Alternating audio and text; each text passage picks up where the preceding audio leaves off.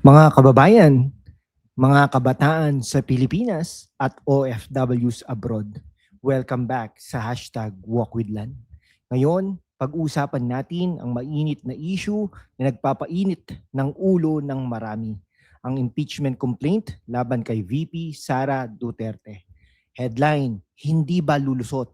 Impeachment ni VP Sara nakaharang sa pader, alamin ang butas sa maagang pagsampa. Ikaw, hardworking OFW sa Dubai, nagpapakahirap para sa pamilya.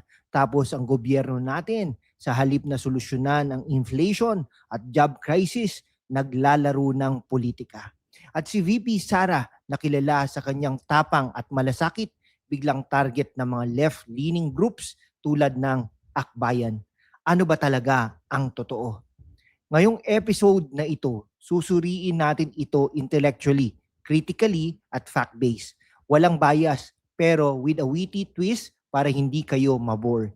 Stick around dahil may mga revelations na makakapagpa-aha sa inyo. At remember, guys, sa mundo ng Philippine politics, ang katotohanan ay parang rare Pokemon. Mahirap hanapin, pero kapag nakuha mo, game changer. Let's dive in. O, quick poll lang tayo mga kaibigan. Sa tingin mo, politically motivated ba ito? Yes or no? Comment now. Una, alamin natin ang basics. Noong February 2026, dalawang bagong impeachment complaints ang inihain laban kay VP Sara. Ang una, mula sa Makabayan Black, endorsed ng ACT Teachers, Gabriela at Kabataan. Ang pangalawa, endorsed ng Akbayan Party List at mamamayang liberal with Leila de Lima. Transmitted na ito sa Speaker's Office ni Faustino Boji D. III ng Isabela noong February 6. Nako, ano ang allegations? Misuse of confidential funds, CF, threats against officials, bribery, at betrayal of public trust. Sounds serious, right? Pero wait, VP Sara responded agad noong February 7 sa kanyang video. It's just a piece of paper without evidence. Sabi niya, walang attached proof at it's an abuse of process at political harassment. Fact check lang tayo. Based sa GMA News at ABS-CBN reports, singled out niya ang Akbayan endorsed complaint bilang baseless. Bakit maagang pagsampa? Recall natin ito. Noong 2025, may previous impeachments pero ibinasura ng Supreme Court dahil sa one-year bar rule sa Constitution, Article 11, Section 3, Paragraph 5. Hindi pwedeng multiple impeachments sa loob ng isang taon at due process violations. Ang 2026 filings, bagong taon pero critics argue premature pa rin dahil walang solid evidence at posibleng mablock ulit ng Supreme Court kung may procedural flaws. Parang nagmamadali silang mag-file bago mag-mature ang ebidensya. Ano ito? Fast food impeachment? Para sa mga kabataan, guys, parang yung cramming for exams, maagang submit pero walang substance, fail pa rin. At sa OFWs, isipin ninyo, habang kayo nag-overtime abroad, ito ba ang priority ng Congress? Hindi ba dapat focus sa economic reforms? Kung ikaw si VP Sara, paano mo i-handle ito? Share sa comment section. Okay, mga kaibigan ha, ngayon, bakit tayo pro-VP Sara Duterte dito? Not because of blind loyalty, but facts. Si Inday Sara bilang Vice President at ex-former DepEd Secretary, kilala sa kanyang strong stance on education at anti-corruption. Recall natin, sa kanyang term, nag-push siya ng programs tulad ng confidential funds for security ops against threats. Hindi ba logical yon sa panahon ng drug wars at insurgency? Sa response niya nga, politically motivated at walang ebidensya. At totoo yan, sa Inquirer at Manila Times, reports, walang attached documents sa complaint. Sabi pa niya, it's a diversion from PBBM's failures on poverty at economy. Ayon sa recent polls, pre-2026, si Sara pa rin ang top contender for 2028 presidency with 30% support Kaya ba ito harassment para ma-weaken siya? Sa Philippine politics, impeachments are often tools for power plays. Remember, ERAP at Corona? Pero dito, si Sara ay matatag. Sabi sa Reuters, her lawyer, we are prepared to confront squarely.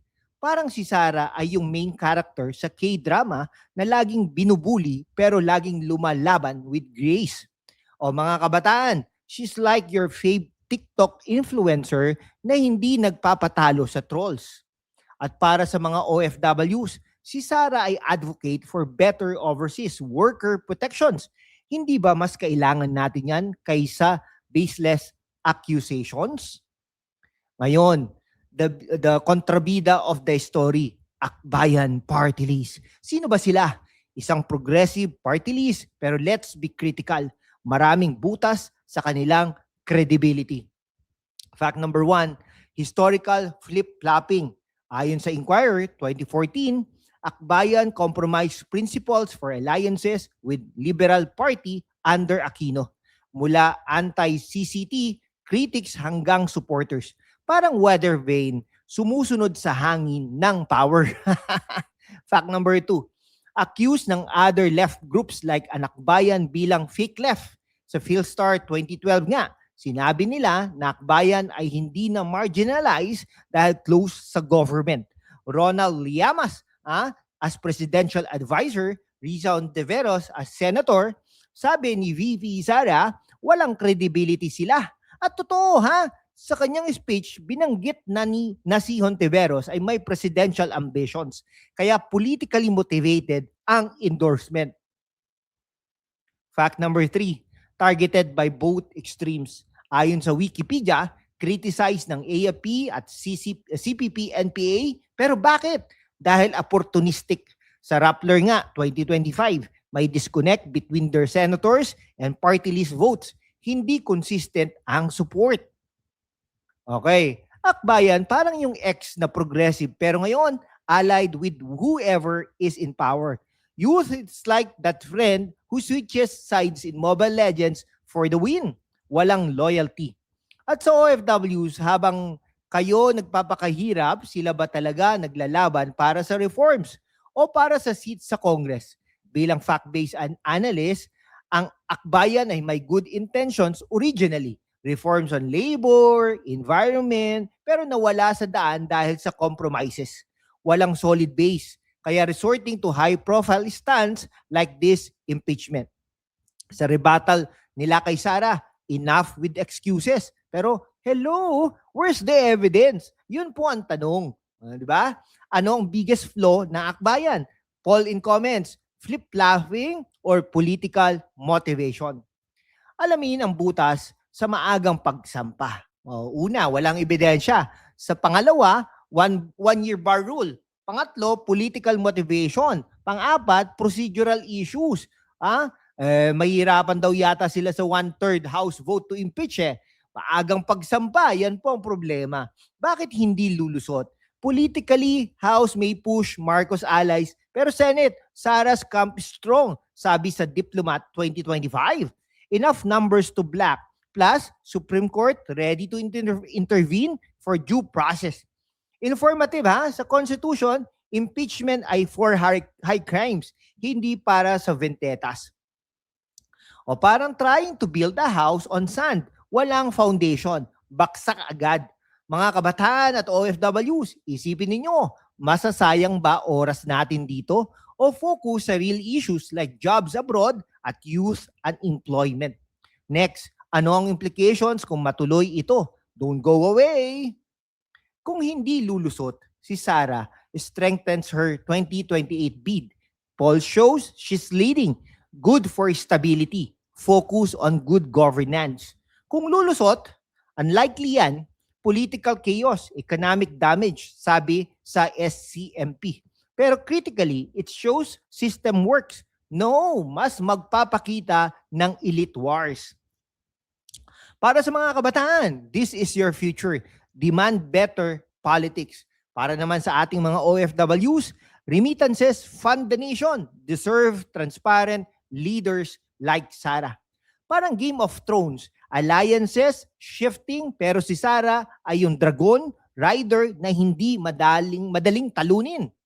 Okay, mga kababayan ha, sa mundo kung saan ang kasinungalingan ay nangingibabaw, ang katotohanan ang unang sinisikil. Pero kasama kayo ha, magpapatuloy tayo sa laban. Walang takot, walang kinikilingan, at laging handa para sa bayan. Sumali na sa aking YouTube channel membership sa #WalkWithLan at tulungan natin ang channel na maabot ang 100,000 subscribers. Ang inyong suporta ang susi sa kalayaan natin para ipagpatuloy ang pagbabalita ng katotohanan. Salamat at kita-kits sa laban. O to sum it up, ang impeachment na ito ay puno ng butas, baseless, premature, at motivated by politics. Si VP Sara ay matatag, habang akbayan ay exposed bilang flip-floppers. Stay informed mga kababayan, ano sa tingin ninyo? Lulusot ba o hindi? Comment down below, like, share, at subscribe. Next episode natin, Marcos versus Duterte feud, deeper dive. Salamat sa panonood at ingat lagi, mabuhay po ang Pilipinas.